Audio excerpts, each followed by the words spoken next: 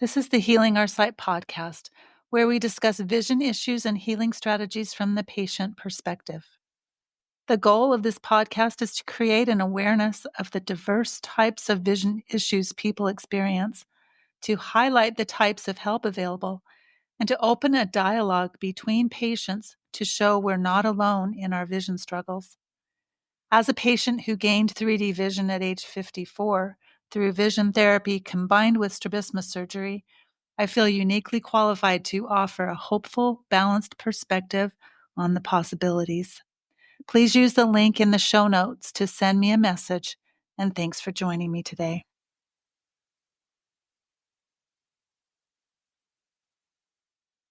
Welcome to the Healing Our Sight podcast. I'm your host, Denise Allen, and today I have with me William Person.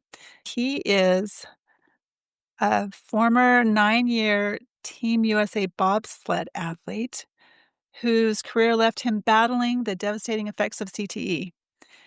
At his lowest point, he could barely get off the floor, lost in confusion and depression. Hope came when he discovered hyperbaric oxygen therapy, which restored clarity in his thinking, color to his vision, and purpose to his life. Today, William is on a mission to raise awareness of brain damage in sports, the importance of protecting and healing the brain, and he's on a mission to open a nonprofit CTE recovery center to help athletes and veterans heal at no cost to them. Welcome, William. Thank you. Thank you for having me. Yeah, it's my pleasure. I think that the whole idea of being able to regain color vision if you haven't had it is fascinating as far as the visual aspect of it, but obviously this is an issue that goes way deeper than just vision. Yeah, absolutely. I had no idea. I wasn't seeing colors properly. I had no clue. Yeah. And you didn't realize it till it came back, is that right? Yeah, I did a 1 hour in a hyperbaric chamber. This company let me come and try it out. And the crazy story is like, I didn't believe it was going to work. Like, I had all these other things that, you try to research and find things that's going to help you. And everything I tried, and nothing, so I didn't expect this to help. So I said, It's free. What have I got to lose?" So I go in there and I'm in the chamber for 1 hour. And when I get out, I sit down to put my shoes back on. And if you see my glasses are a little bit slightly tinted, Uh-huh. because of the concussion stuff, like I'm sensitive to smells, sounds, and with bright lights. Okay. So I always have a little bit of tint to my glasses. Um, but my thing was when I sat down to grab my glasses to put them on, I put them on, then I looked around, and I took them off, and I put them on, and I took them off. And the guy said, "Hey, what's wrong?" I said, "I don't know. I feel like I don't need my glasses right now. Everything was so bright." Uh, And he was like, "Oh, you one of those?" And in my head, I'm thinking, "Okay, here comes the salesman. He's going to try to sell me this $20,000 piece of equipment that I can't afford to write a check for right now." yeah. But he was right. Some people get immediate relief, and some people need like I think 40 or 50 sessions within 30 days. Oh, wow. And so for me, it took my cloudiness away for 6 days. Okay. And I was like, "Whoa, okay, was this a fluke?" And I couldn't believe it. And so I went back the following week and tried it again, and then I was clear for 9 days. Mm. And so after that, like I had to have one. So I have one in my home now. So I use it as much as I can. So, does the effect last longer than 9 days now, or you just use it more often because you get more results by using it more often? Well, I just took a vacation. I plan on opening up a wellness center. So I was back looking at properties for that. Oh, And I was gone for about between 4 and 6 weeks. I'm not quite sure. But by the time it was time to come back to California, like I was so cloudy. mm, I made a video. I'll try to make videos and do updates on my TikTok channel. So I could barely talk. I was struggling to form words. Like I could see them. I just sometimes I can't pronounce them. wow. And it's almost like I'm trying to spell out the words in my head as I start talking. It's so I feel like a zombie when I'm like that. I'm just like, Mhm. oh man, it's so So, I think it would be helpful for our listeners if we define what CTE is for whoever doesn't know that acronym, and what the prognosis has been for you, what the difference is, what the prognosis for the future is even? Because it sounds like you're really kind of dependent on it at this point. Yeah, like I said, when Joe Namath did his, I'm not sure we spoke about that on camera or not. He said it No, yeah, reversed his symptoms. let's rewind a second. Okay, let's rewind. Okay, Tell our listeners what CTE is for those that don't know at this point. okay. Well, CTE, I guess it was made more famous around the NFL case. There was a lot of players who had repeated head injuries, and they began to do things outside of their character, Mm, like hurt themselves, hurt other people, commit murder, commit suicide. And the NFL, I guess they knew about it for a long time, and then I guess they tried to cover it. mm, So eventually, this doctor figured it out, what it is. Um, and actually, they made a movie about it. It was done by Will Smith. He played the doctor in that movie.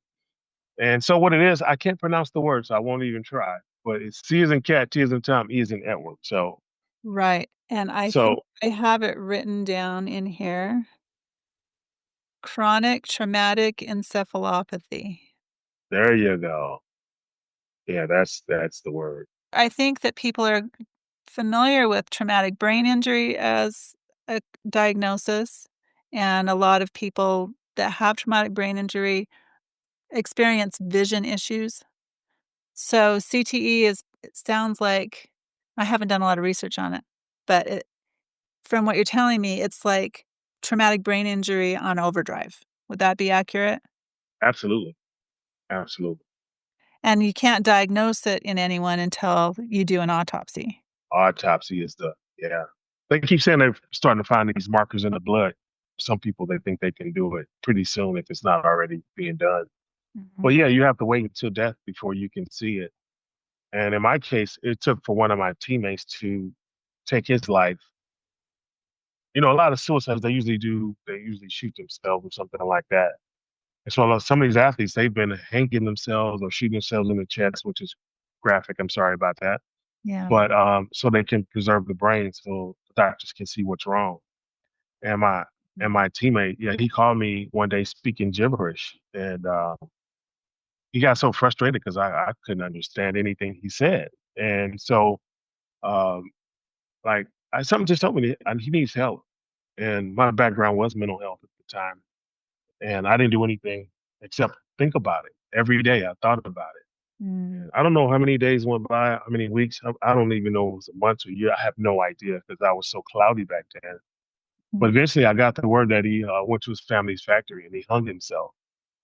And man, that guilt on me was just crippling because I felt like I knew something was wrong, should have done something, but I didn't do anything, you know.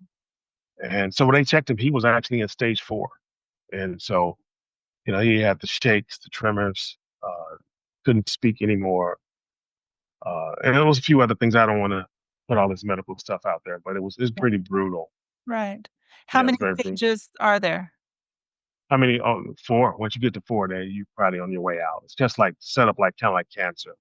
Okay. You get to that stage 4, there's a, you know, you're working on your exit strategy at that point. Because you're not really able to function at all. No, and my thing is, most people, when you're in that stage, or even in stage 1 or 2, you don't recognize the symbols in yourself either. Mhm, If it wasn't for my loved ones, family, like, I would still be walking around just like thinking I'm gonna be a diabetic any day. mm. Because I was going to the doctor for 15 years and say, guys, I think I'm diabetic. Can you check me? You know, they make you drink all this sugary syrup stuff and check it. No, no, you're not. You're good. No, I'm not good. They told you for years that you were fine. Yeah. Wow. But they always check my blood, but never my brain. Okay. Yeah. So what needs to change as far as diagnosis goes? Ooh, I really can't say because I don't know what the science is. Like eventually they'll have markers in the blood that'll they should be able to recognize it or diagnose it early. Mm, But what they need to do is what I'm working on right now is transparency in sports, which is like right now, I filed a class action to get all help for all the athletes from the Olympic team. And one thing that I told them I won't bend on with negotiating is they have to warn a new generation before they start the sport. See, they didn't warn us. We had no clue. Mhm. And they still want to fight me on the wording of it. But they just tell you, now the new paperwork says you can get a concussion now. But it doesn't tell you what that concussion, what it really means. Yeah. Because when I raced, I knew I had a concussion. Like my first crash was 2 weeks before the Winter Olympics in Salt Lake City. Mhm. We were in Switzerland. My brakeman on that day, he was knocked unconscious, and I had really bad vertigo. Like I had it awful. Like so, they sent us back to the hotel and told us not to go to sleep. So we're supposed to watch each other. Like, okay, this guy already been unconscious. He Mm. was sleep on the ice doing a World Cup live race, Right. and I can't sit up in the bed without the room spinning. So who's watching who? Yeah. So it's one of the only injuries you ever get that people tell you not to do anything. Mhm. And I think that's where the problem comes in. So I think instead of us trying to put something in place later, we need to put something in place ahead of time. When you first start having those issues, there's got to be something in place to treat those issues. Okay. So what I'm hearing is that it comes from having lots of traumatic brain injuries, right? Well, I think it's a little bit more to it than that. Okay. There's an article that came out by the New York Times in December of last year, 2024. Mm. And this is a crazy story. Like, if I wasn't an athlete, no one would be here to connect these dots. When we race with bobsledding, like sometimes we send test sleds down the track. We call that forerunning. So sometimes we'll put famous people in there or somebody of importance. So one day we took fighter pilots down, and supposedly we're only pulling 5Gs maximum, and it's supposed to be only for a split second or something. Can't hold it too long because they know it's toxic on the body and brain. Mhm. So we took these fighter pilots down, and when they got out of the sled, they were kind of rattled and shook up.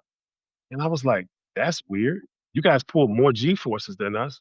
Mm. Why you rattle? Like that didn't sit well with me. So all these years it really sat in the back of my head. So in December of this last year, an article came out, and guess what? You won't find it unless you get it directly from the author. It's been spread on the internet. But Mm. the fighter pilots have the exact same symptoms as the bobsledders, Oh, wow. with the Parkinson's, uh, depression, Mm. uh, suicides, everything that we have, they have. So I believe it's those G forces as much as it is the concussions, because there are some people who never crash and they got the same symptoms as us. Mm. So it's gotta be the G forces. And then when you're going down a bobsled track, if it's a little bit of the ice is not 100% smooth, it's a vibration like a. So imagine that shaken baby syndrome. Is how I kind of describe it. Like your brain is being rattled all the way down that track, and it's so violent. Like when you get to the turns, like you literally your body will snort for you. Like you can't stop it. Like it'll just go Mhm. until you get out of that pressure zone, and then it'll release. And So are you advocating that some of these sports be discontinued or well, what? Because this is how I've felt for a long time about boxing and football, because I've heard about so many cases of people having really uh, adverse conditions later in their lives, right? It's affecting them long term to do these kinds of things. And I can see that's what's happened for you too. yeah. Well, I'm not advocating for it to be stopped, but I believe if the people who are in charge are hiding the information from the athletes when they start the sport, they aren't the right people who should be running the programs.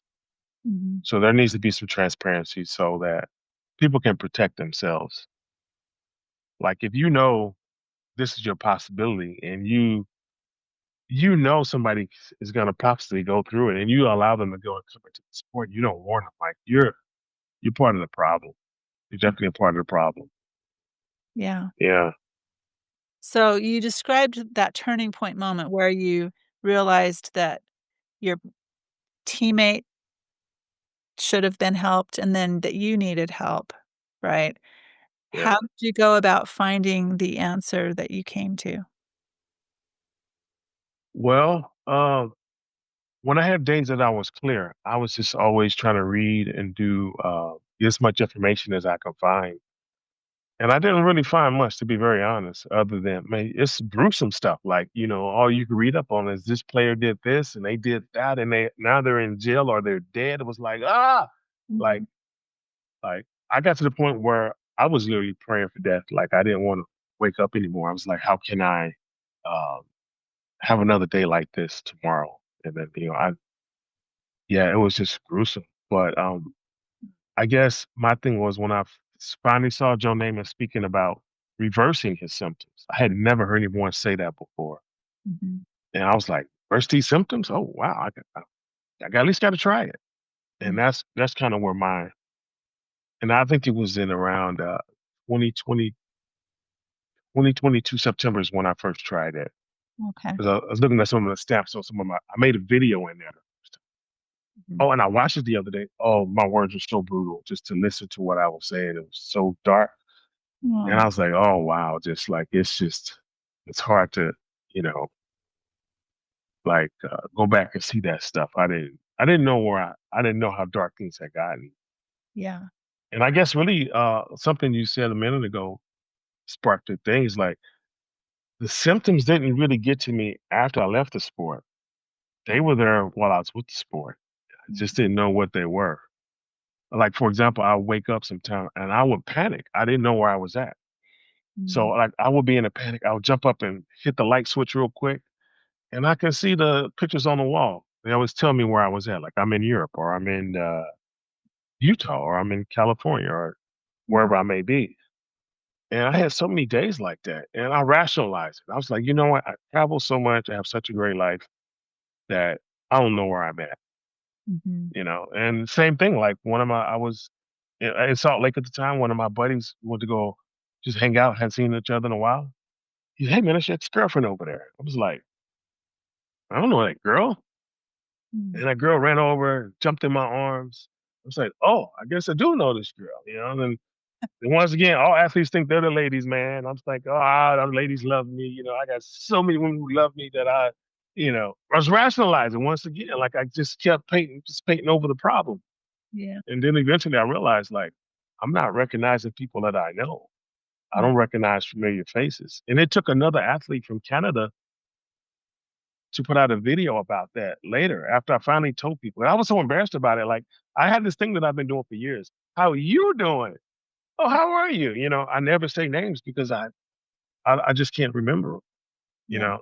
And so, like, I was slowly just covering up all the problems, just covering them, rationalizing them. And then when they kicked in, oh my God, like, it was brutal. It mm, was brutal. wow.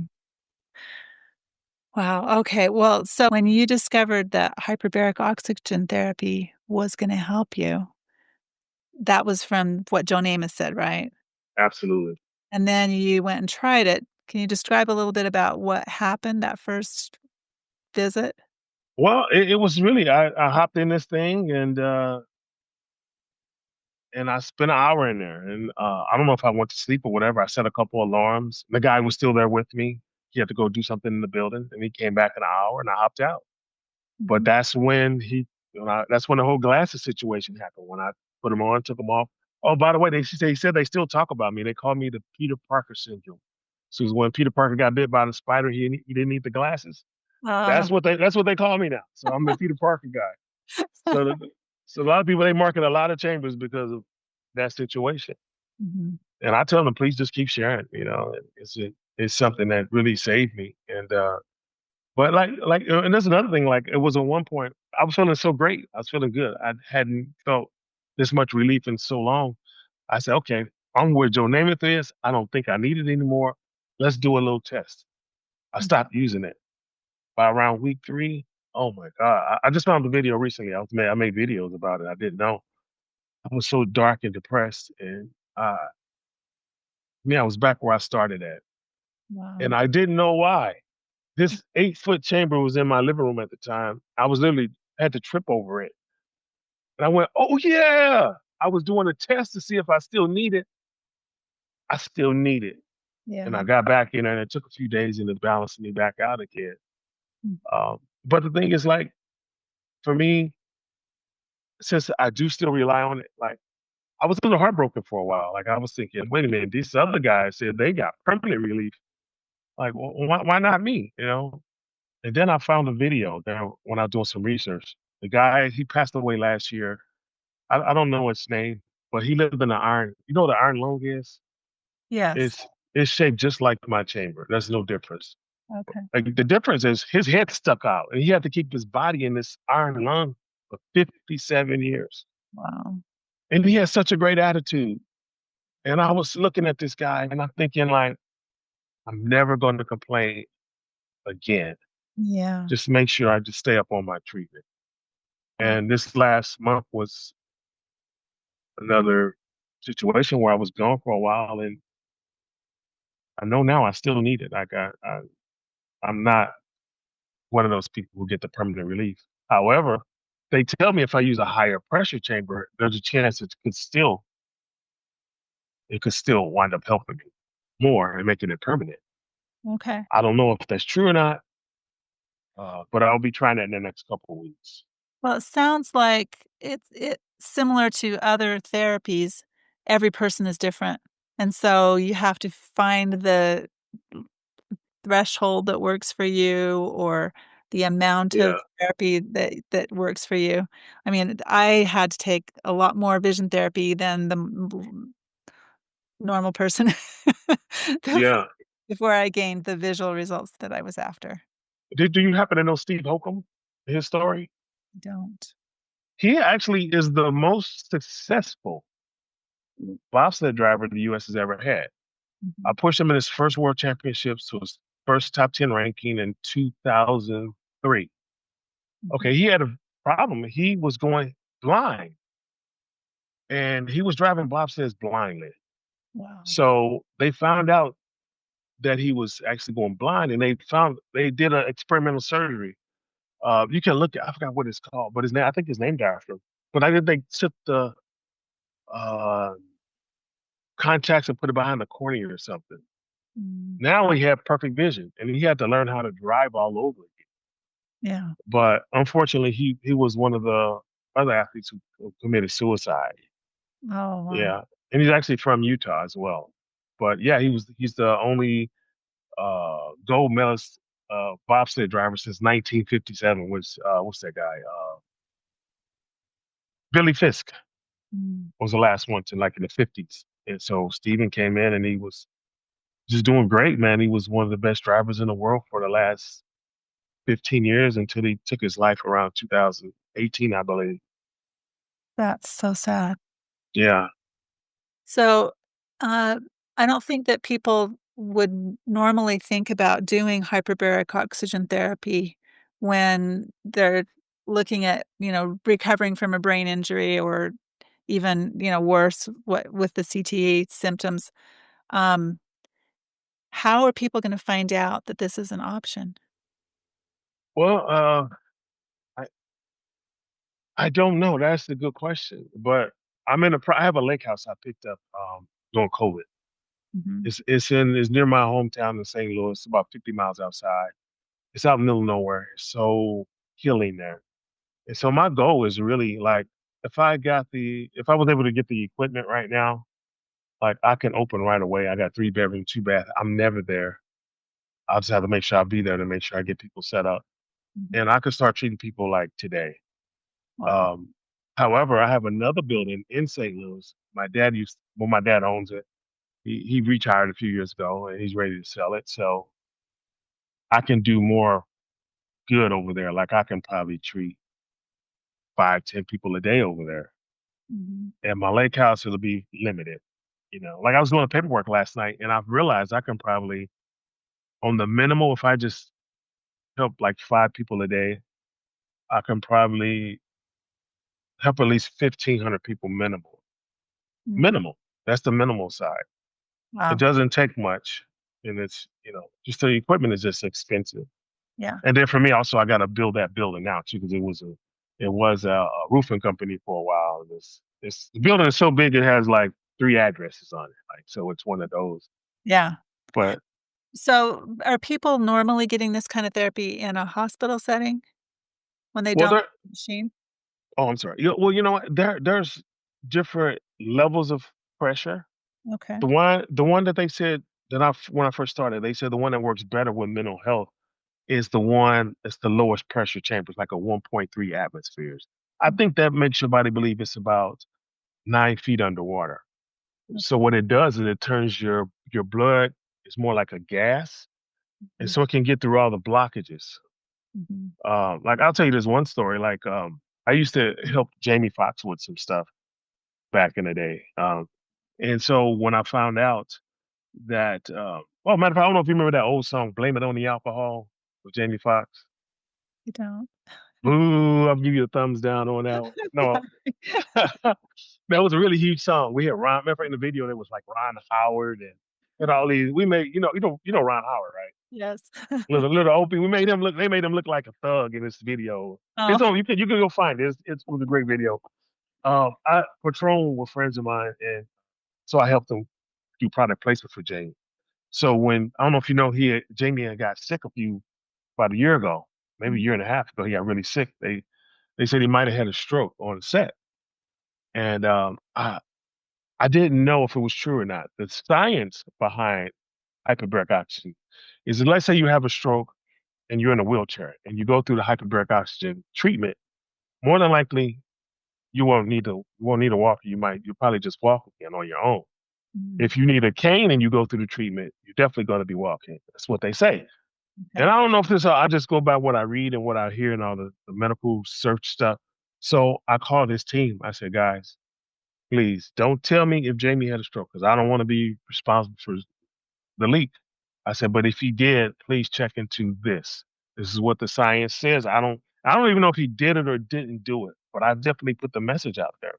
Mhm, And so the hyperbaric oxygen, it heals a lot of stuff. It do like if you have cancer, a lot of doctors will have you do hyperbaric before you start chemo, and then after chemo is over, they'll have you do it again. right. But you can't do it while you have chemo in your body. That's absolutely a no-no. It'll make it too toxic. So, but that's that machine does a lot of stuff, Yeah. and like I didn't even want to try it to be honest. Like one thing that scared me, I heard these weird stories, like Michael Jackson had one in his house. Oh, I was like, now I'm gonna be the weird guy, I'm the weird guy with the hyperbaric chamber but I'm so blessed to have it. yeah. Man, I don't know how I can't talk when I don't use it. It's that bad. I lose it all, and Yeah. I'm walking The around like a zombie. the familiarity I have with it is, a few years ago, my mom and my stepfather had, carbon monoxide poisoning. Absolutely. As the door got left open, the car got left on, flooded the house while they were sleeping, they woke up. Luckily, they woke up. My mom was able to wake my stepfather up because he Wow. probably not gonna wake up if she didn't wake him up, and, they were, fairly bad off, and they're in their 80s, right? And so, it was kind of traumatic and dangerous and all of that, and so they tried to put them both through the hyperbaric oxygen therapy, right? Yeah. And my mom sailed through it, and it helped, and she felt way better, and my stepfather, um, couldn't handle being in that enclosed space 'cause he had he's, um, Claustrophobic. claustrophobic, right? And so people with claustrophobia, just can't handle being in the hyperbaric chamber a lot of Yeah. times. So, I mean, I think that's the drawback of recommending the therapy for everyone. Not everyone's gonna be able to handle it. Well, I addressed that in some of my videos. I bought the biggest one I could find. Oh, nice. Like I can literally lay on my back. If I stretch my arms out, I can't touch the top of my chamber. It's like a tube, like a big cylinder. Okay. And and then mine's about almost 8 feet long. I'm 6 foot one and a half, so I'm 2 feet from touching either end. But I Mhm. got a plenty of I got to fit two people in my chamber. Okay. But there was some that stops like right above your face, Mhm. and people who like hike those mountains, like Mount Everest, they take those with them. You know, like they got some. I couldn't handle that one. I wouldn't. No, like absolutely not. But Yeah. yeah, that is definitely an issue. Okay. I'm glad that you addressed that because I didn't know they came in a lot of different sizes like that. Oh man, they got some like you can put 10 people in. Yeah, That'd be a trick. and I live in LA, and there's a lot of people who build them in their houses, like in their garage. They have these huge because like I hate to say that, but you know, in LA, people use them as a fountain of youth. Oh. So yeah, like they're in them all the time, and they're expensive out here. Like here, you can literally spend $200 an hour minimum. Mhm. I haven't seen them any cheaper than $200. Yeah. Yeah, and so if you need somebody like me who needs like 40 sessions within 30 days, Mhm. like that's a lot of money. It is a lot of money. And I'm more than 400 dives in. So 400 times 200, oh my God, I would be toast. There's no way in the world I could afford that. Mhm. Yeah. So it's that, barrier to access issue where you can't afford the therapy, but you really need the therapy. And that's why Yeah, you've decided to become an advocate, is that right? absolutely. And then the other thing is, I ran into a problem. I found something that 100% worked. Mhm. I know it works. My family knew it worked. Everybody knew it worked. But then I couldn't afford it. I Mhm. don't want to do that to anybody else. And the very fact that it's only oxygen, like I just don't want to do that. Like I'd rather be the hero. I'm gonna skip some meals. I'm gonna do what I need to do to help you. That's just what I've always kind of been. Um, and yeah, that's the goal. It's just to open it up, let people come through. I'm gonna give you a free hour in my chamber, and probably the red light stuff, and hopefully it'll work for you. Yeah. And worst case scenario, you'll know, and you won't have to spend 20, $30,000 before you know. Mm. You're gonna know already. Yeah. Yeah, it's just imagine if you needed insulin, but you can't afford the insulin. Like that's what it felt like to me. Mhm. And the crazy part is like once I placed the order for my chamber, it took about 2 months to get there, I think. By the time it showed up, it was like I never had a treatment before. Mm. I was out of it. Oh man, it's brutal. It is brutal. And like I was literally lost in my own neighborhood sometimes. And when I left the Olympic team, I bought my dream car. I always wanted a Porsche. Never thought I'd be able to own one. Then one day, hey, I can have that, you know. So I bought it, and I got to the point where like I had it for many years at that time, but like certain days I wouldn't get behind the wheel Mm. because I was cloudy, Yeah. confused. Um, and I know my reflexes were appropriate, so I started walking. I Mhm. would make sure I get up every day. I go walk to the store, get me a salad or something like that, walk home. And sometimes like I just like I could literally get lost in my own neighborhood. It's only just only got to go up one street, make a left. It Mhm. was that simple. But Uh, that brain when it shuts off, it's brutal. And like I think that's what really sparked me to really start fighting because it's kind of like it just doesn't make sense for us to be that way over a sport, yeah. you know, and to know that they knew it was happening and they just decided not to share that information with us. Like that's like it just made me so upset, you know. So the symptoms were happening when you were still in the Olympics and under the Olympic doctor's care, right? We have an Olympic doctor, um, and if you're lucky enough, some of us had what they call Olympic, no, it's called elite athlete health insurance. Like it's from the Olympic team, get a certain amount of insurance. But Mhm. first chance they get, they're gonna pull that from you. You're not gonna get to keep that very long. So it's kind of like you're kind of on your own. Like the doctors don't really come to evaluate you too often. Matter of Mhm. fact, they almost never really came to evaluate. They maybe come to see you once a year when the season starts, Okay. unless you got some kind of big problem. But like I raced for 9 years. And I took between 1 to 7 rides per day down that track, 4 to 6 months of the year for 9 years. So I have literally hundreds of rides. Yeah. I've never seen a doctor. Like they once crashed me twice within an hour. We was racing World Cup in Augsburg, Germany, and they crashed me twice within an hour. I didn't see a doctor. Oh. Time we were knocked unconscious at World Cup, never saw a doctor. Matter of fact, Prince Albert, Mhm. Prince of Monaco. He was a bobsleigh driver for Monaco, and Right. he was there that day with two other celebrities. It was Michael Schumacher, who was a race car driver, Mhm. and Anna Kournikova. That's how that's her name. She's a tennis player. Right. And so when we crashed, he was right there. So you know, when I when I got ready, the paramedics were looking at me. He came over and winked at me, and I'm not thinking clearly. And I was like, I have a lot of gay friends. I live in LA, so I would say 78% of my friends are probably gay. You Mm. just out here, I just assume everybody's gay. You don't offend anybody. You don't. It's pronoun thing. Like I had to do an application the other day. I didn't know how to pick my own pronouns because I'm just so kind of out of the loop. I can't remember all this stuff. So Prince Albert winked at me, and I was like, "Oh my god, I didn't know he was in love with me." I just, and so for years I was like, "Okay, I just don't want to lead him on." This is, he's a nice guy. Guy's cool. And, and then it took for me to realize years later that guy wasn't in love with me. I had a concussion. I wasn't thinking properly.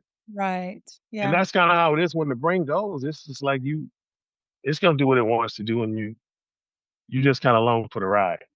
So it seems to me that there should be more oversight. There should be more examinations of what's going on with your brain health as you're participating in these kinds of sports. Absolutely, they need something. They have to do something. Right. And the number one thing I was like, put it this way: if they had told me this was going to be what my life was going to turn into, there is no way in the world I would have ever stepped a foot in that sled, not once, and definitely not 1,000 times as I did. Mhm. I would have never. Some people, they deserve the right to understand what they're getting into. Yeah. And matter of fact, um,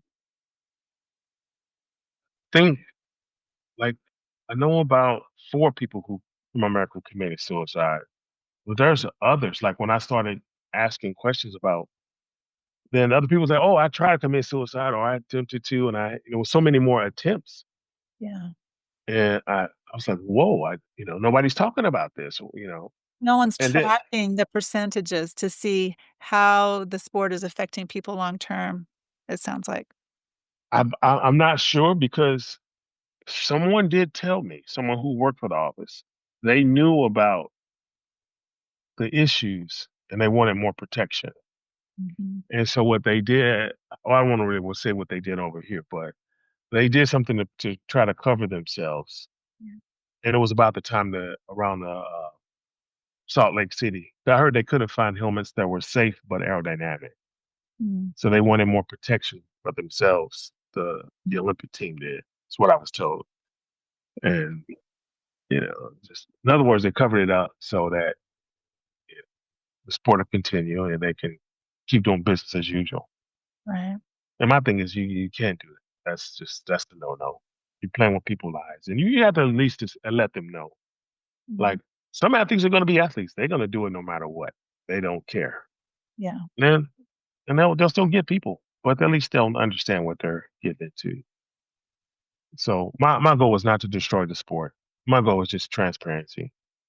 Okay. No more to it than that. I really loved my time out there. I loved a lot of my teammates. I love traveling and doing what we were doing and representing our country. And Mm. I always tell people, like, there was people asking about the military. I was like, oh, no, I represented the country in a different way. Mhm. But it's I still got to represent the country, but it's just I wish I had wish that more information had been disclosed. Yeah. Yeah. And then now I'm watching the other athletes around the world. So what I've been talking about has now become a global issue. It's Mhm. happening in a lot of the countries. But no one's connecting the dots. I seem like I'm the first one to just openly speak about it. And really, when I first started speaking about it, I was hoping this is what I really thought was going to happen. I thought somebody had the answers to what was going on, and if I start talking, everybody's going to start talking, and we're going to find out what the answer is, and we're going to heal ourselves. Right. That's what I thought was going to happen, but that's not really what happened. It was just more cover up, like, oh, what are you talking about? These headaches, like, come on, man, how many more people do we have to bury Right. before? Do we get on these memorial phone calls and we're all sad? Like, no, just stop what we're doing. Let's figure out what's wrong. Let's fix it. Yeah. Or not. If it can't be fixed, then it can't be fixed. But it can be fixed.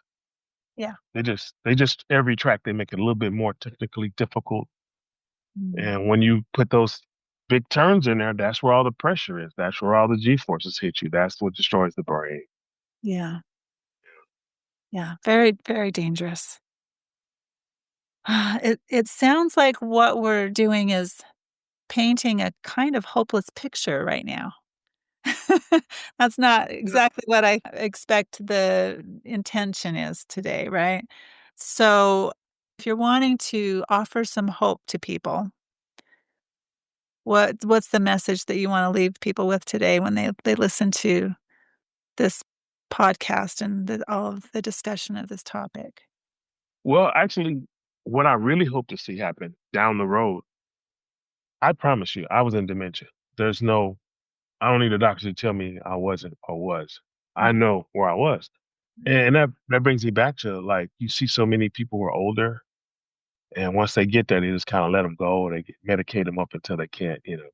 Yeah. I really kinda think and there's some study out there that says it's true, like, if your family is going into dementia or Alzheimer's, the oxygen's gonna help them Mm. because that's where I was, and I really think and I would be blessed, like, if that's the answer and that's the result that comes out and it's consistent and it helps people, I wouldn't have mind getting this condition if it's gonna save other people down the road.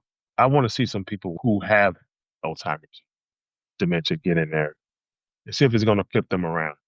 Yeah. Because there was no hope for me. Doctors, no studies, no Joe Namath. Yep, which is really weird. Yeah. So, Joe Namath was the one case study, and there hadn't been a lot of people using it for CTE prior to that or after, Well, right? now what I do know, there's always been people. Those things have been. It was created in the 1800s, I believe. Okay. So it's been around a long time. Mhm. And I'm not like a conspiracy kind of guy, but they say if they can't sell you a pill, they're not gonna. Insurance companies and big pharma don't want it around, and they spend all the money with the lobbyists and all that type of stuff. But it kind of really does look that way. Yeah. For me to get in a chamber and feel better in an hour, and like, come on now, that's just that's yeah, yeah, it doesn't make sense. 1 hour later, and I was like, hey, wait a minute, I'm alive. Like, it doesn't take much. Yeah, It's just expensive. Those things are so pricey. right. Yeah. Well, it's amazing, and I'm glad that you've been able to get the results that you're getting and that you're spreading the word that this is a therapy that can be beneficial for people. And it sounds like not just for CTE, but for many other things, and I don't even think we know what all of those other situations are at this point that could be helped by Well, there's a lot of people who do know. I kind of stay in my lane, and I just keep getting they'll feed me some breadcrumbs here and there. And I'm thinking, like, what helps that too? Okay. Yeah, it's really amazing. Like, matter of fact, I think one thing, like, I kept hearing all these stories about how, these conspiracy theories, how they're just people don't want to do them because of, the big pharma and all that. And then I remember Jay Leno had got burned or something. And I saw him on TV inside out in the chamber. And I was like, Mm, okay. And then I was working with a professional chef.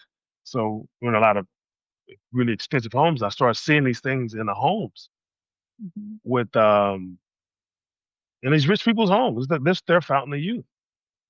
And I was like, wow. I'm just like, you've got to be kidding me. But yeah, it's a real thing and it really helps. Yeah. I do hope one day that I'll find something to make it permanent Yeah. solution and permanent relief. But I'm blessed to have what I have because I know where I came from. Yeah. Yeah. Awesome. Any last words of wisdom you want to leave our listeners with today? Man, guys, look up on my TikTok. I lay it out for everybody. This is what I'm dealing with. I tell you the good and the bad. I don't candy coat anything. I just tell the truth. Yeah. If you're dealing with this, and really, it's your loved ones around you who's going to help save you. Because if it wasn't for my dad seeing me like this, I would try to explain what I was dealing with to people, and most people will automatically say, "Oh yeah, I forget things all the time too." Mhm. I'm like, no, it's not quite that. There's a lot of commonality to regular things you can easily dismiss it as. Yeah. But until my dad saw it in real time. Yeah, the one thing I would love to say is like, if you have people in your life who play football or soccer's the number one sport right now for CTE, they Mhm. play those sports, check on them because they're going to tell you that they're okay, but they're really probably not okay because they don't get to see it on themselves. Like when I went to St. Louis to do something, I was putting some new cabinets in the house, in my sister's house. And my dad was a contractor his whole life. So he's just gonna meet me at the store in the morning. He said he'll call me. So I didn't want to be late. So I took my wallet, I put it in my car in my sister's garage. So when my dad called me in the morning, I said, okay, I'm ready. So I hopped up, I go to the car. My wallet's not there. I was like, oh my God. Like I went in the house, looked in the bedroom, wasn't there. I asked my sister, asked my niece and my nephew, they hadn't seen it. I'm thinking like, now I'm walking back and forth between the car in the garage and my bedroom looking for my wallet. I can't find it. Now my dad called me. He's upset. He like, you still home? I was like, yeah, Dad. I don't know what's going on, man. I can't find my wallet. He's just he's livid, boy. He's so mad that I'm wasting his time. He's at the store waiting on me right now. And I was Mhm. like, Dad, I put the wallet in the car last night, so I'll be ready. So while I'm on the phone and telling him that, I walk to my car. It's right there in the spot where I put it the night before. Mhm. And so I was literally walking back and forth. And that was the first time my family, because I was on the Olympic team and traveling all the time, we spent a lot of time apart. Yeah. So they got to see it on me in real time. And when my family saw it, they was like, oh my God, we believe you. We get it now. We get it. Yeah. And then I had a support team behind me. But until then, I was toast, man. And so your loved one is the one that's going to help you guys. So if you're listening to this and you're an athlete, there's an article written by the New York Times called Sledhead. It will outline all the CTE stuff that my teammates was going through. It's pretty consistent across the board with all sports who deal with it. Read that article, share it with your loved ones, and and listen to them Mhm. because they'll see it on us before we can see it on ourselves. Yeah, Okay. and that would be my advice. Very nice. I think that's great advice. Can we link that article in the show notes? And then people Absolutely. that get to I that. don't know how to do that. You have to tell me, and I will If definitely you link. send me the link, I'll put it in there for people. Okay, that's even better. Yeah, Yeah. be good. And I'll put in your, social media links too for people to connect. Okay, I appreciate that. Yeah. Well, it was great meeting you. You too. Thank you for Yeah. being And with me. congratulations on your journey too. So Thank you. Yeah, yeah. I was going to make sure I let people know that my TEDx talk is actually live now. So Yeah, I it's watched it. out there for Watched it. people to watch now. Yeah. Very, very exciting. I think it's gonna be really helpful for people to hear your story and know that there is help. Yeah, I appreciate it. I hope so. I really hope so. No other reason they do it than that. Thank you for listening to the Healing Our Sight podcast. I'd love to hear from you. Please share and also join our Facebook community at Healing Our Sight to leave suggestions or comments. Have a great day.